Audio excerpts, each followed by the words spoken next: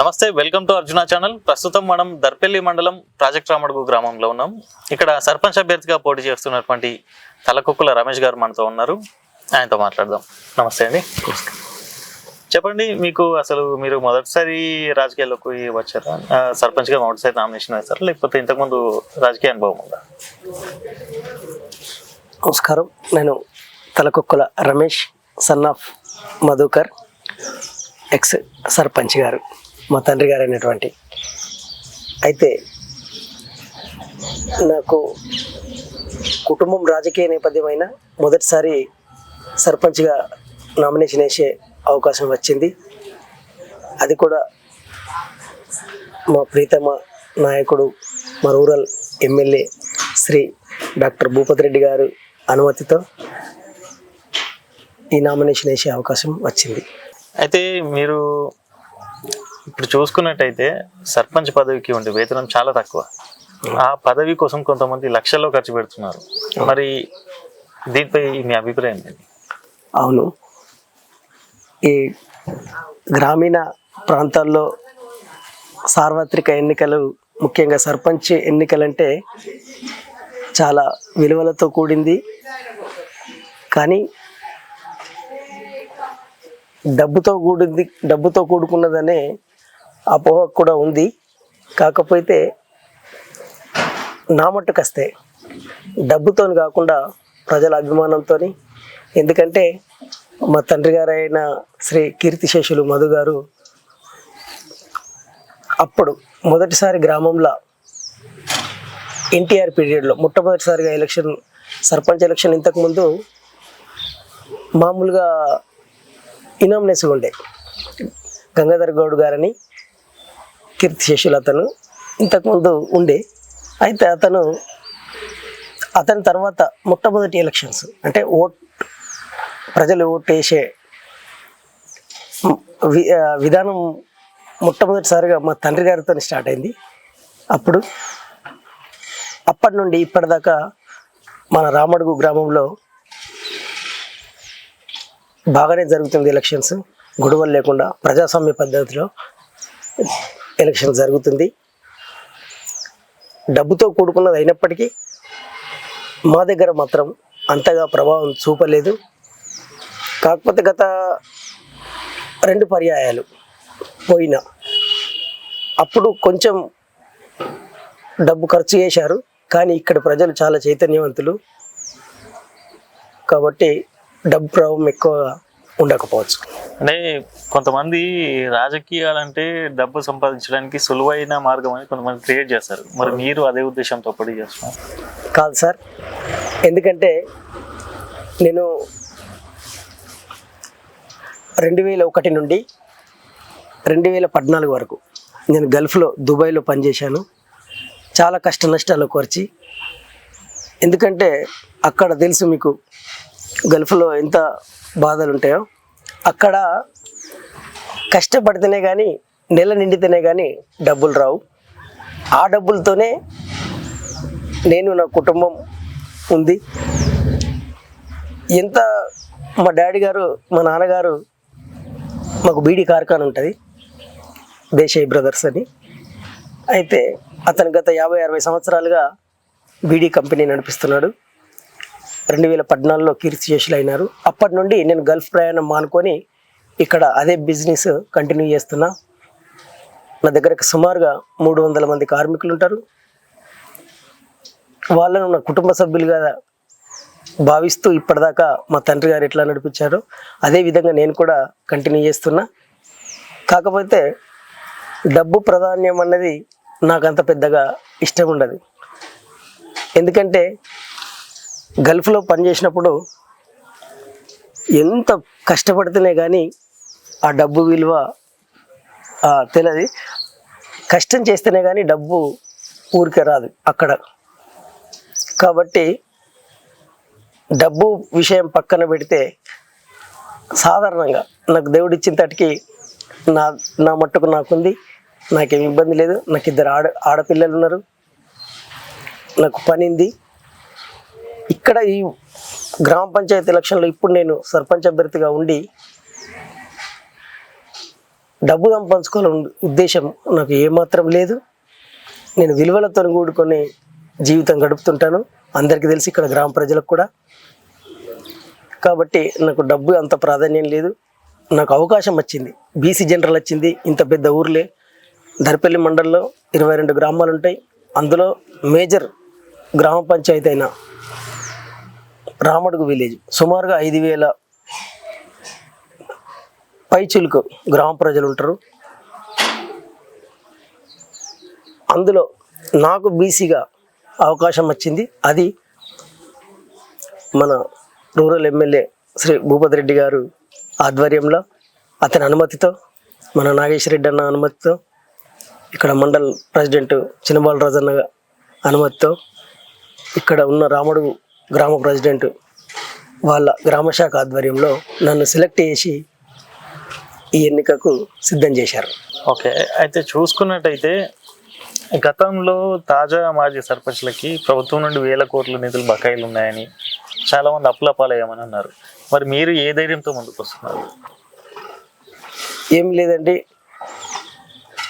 అప్పుల పాలు అన్నది అంత పెద్ద విషయం నాకు తెలిసి అయితే అప్పుల పాలు అన్నది నిజం కాదు.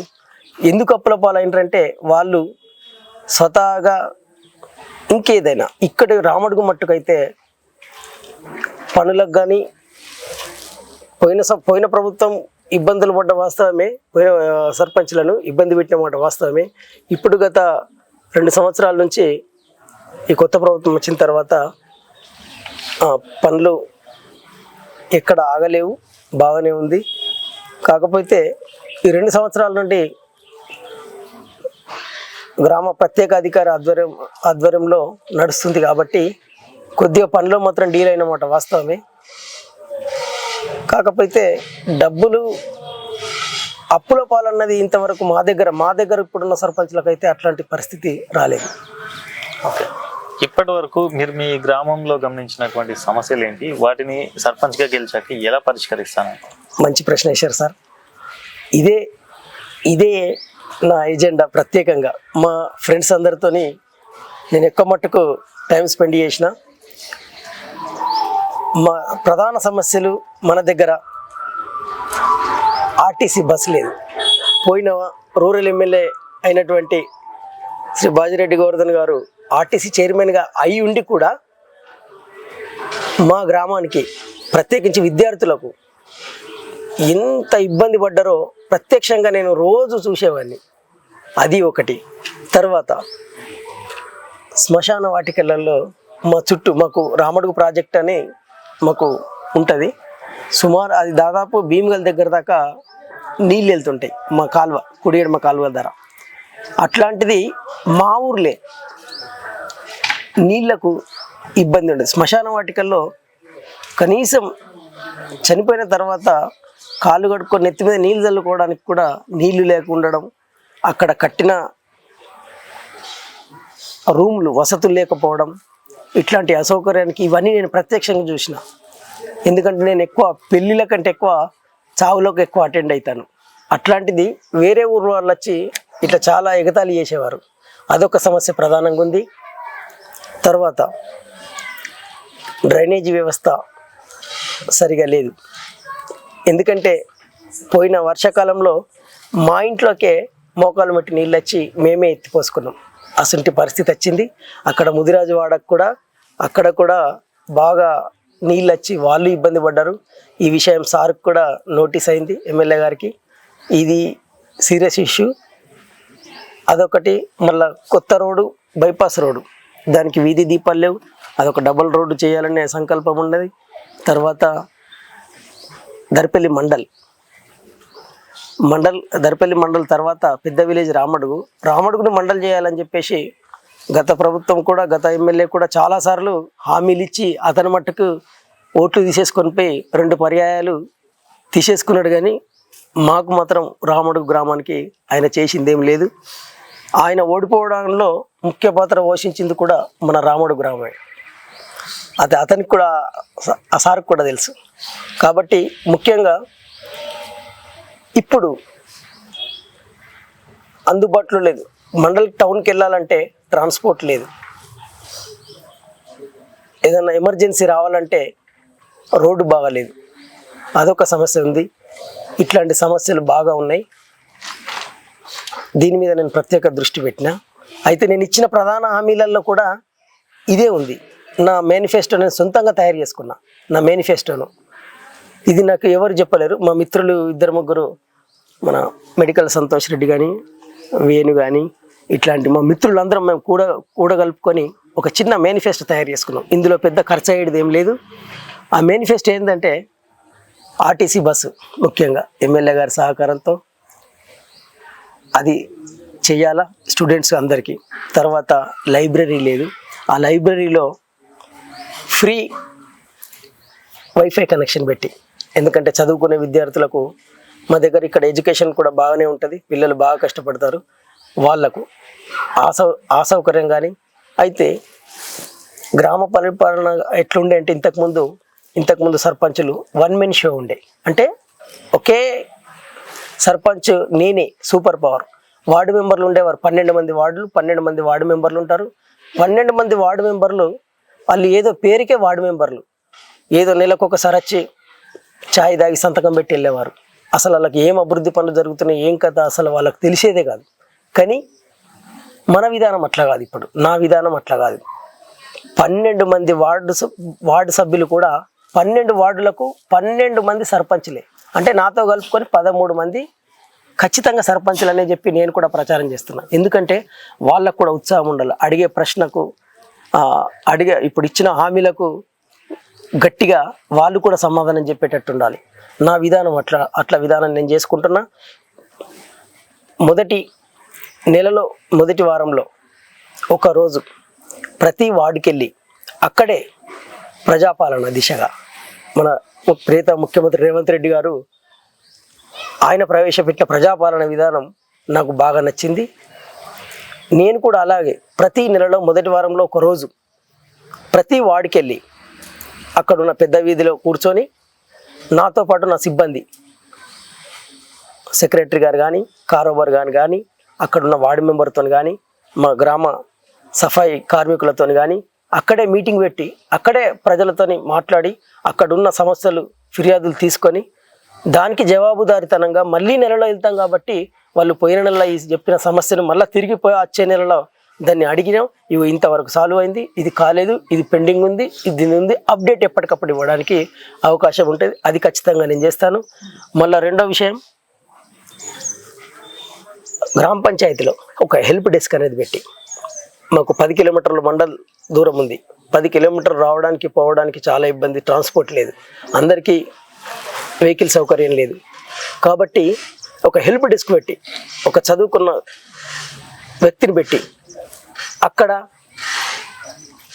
ఫిర్యాదులు స్వీకరించి, అంటే ఎట్లా అంటే మండలకు సంబంధించింది క్యాస్ట్ సర్టిఫికేట్ కానీ, ఇన్కమ్ సర్టిఫికేట్ కానీ, ఇంకేదైనా సరే ఒక సర్టిఫికేట్, అంటే ఎంఆర్ఓ జారీ చేసే సర్టిఫికేట్లు, ఇవి కామన్ సర్టిఫికేట్లు, అట్లాంటి ఫిర్యాదులు తీసుకొని మేమే గ్రామ పంచాయతీ నుంచి ఒకరిని మండల్ టౌన్కు పంపించి అప్లై చేసి తీసుకొచ్చిన తర్వాత 1-2 రోజుల్లో సర్టిఫికేట్ వస్తుంది, వాళ్ళ ఇంటికి పంపడం.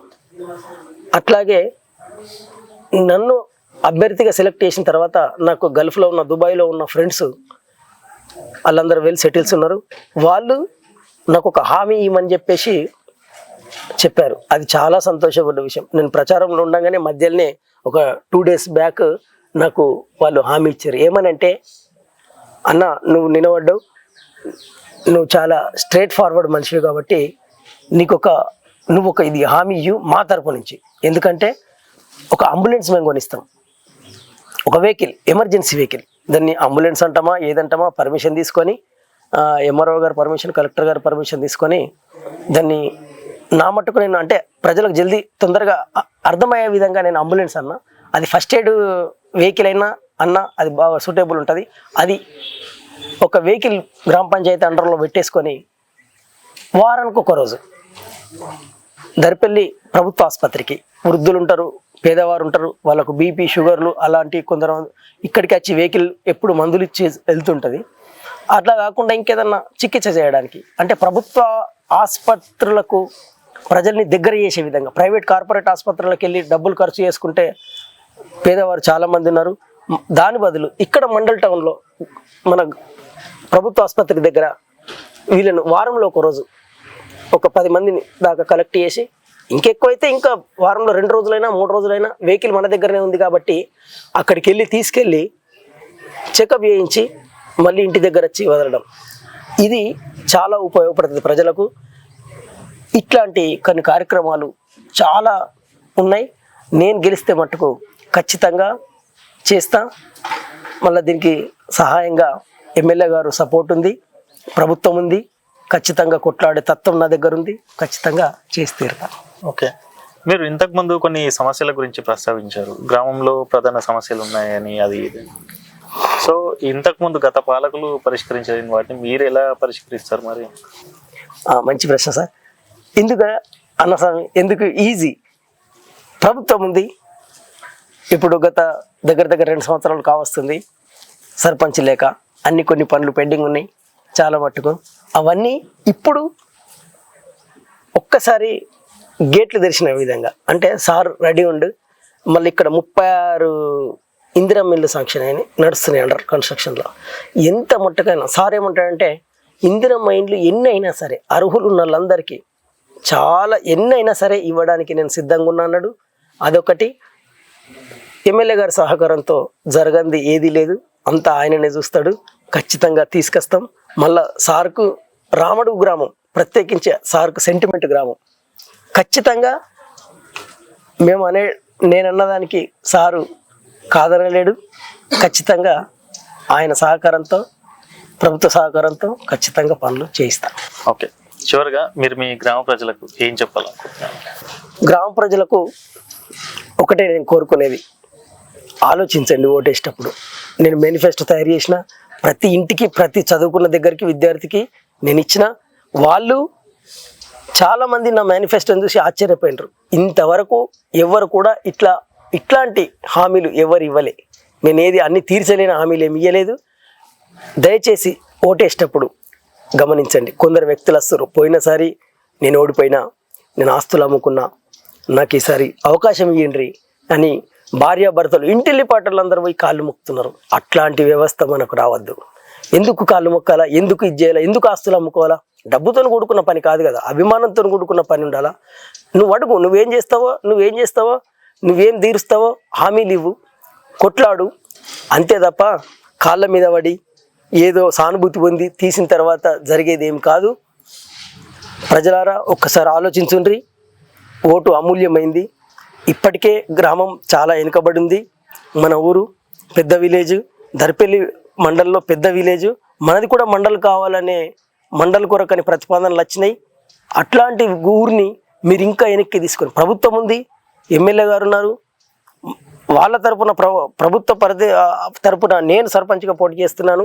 నాకు మద్దతు ఇవ్వండి, మీ ఆశీర్వాదం ఇవ్వండి. ఖచ్చితంగా నేను ఇవన్నీ తీరుస్తాను. కానీ ఎవరో సెంటిమెంట్కు అట్లాంటివి ఇవ్వకండి. మన గ్రామీణ ప్రాంతాల సమస్యల మీద కొట్లాడే వ్యక్తికి నాకు అవకాశం ఇవ్వండి. ఎవరు మోసపోకండి, ఎవరు డబ్బులు తీసుకోకండి, నిర్భయంగా ఓటేయండి.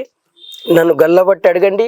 నేను పని చేయడానికి 24 గంటలు నేను ఇక్కడనే మీ దగ్గరనే మీ మధ్యలో ఉంటా అని తెలియజేస్తూ, మీ అమూల్యమైన ఓటు నాకు బ్యాట్ గుర్తొచ్చింది.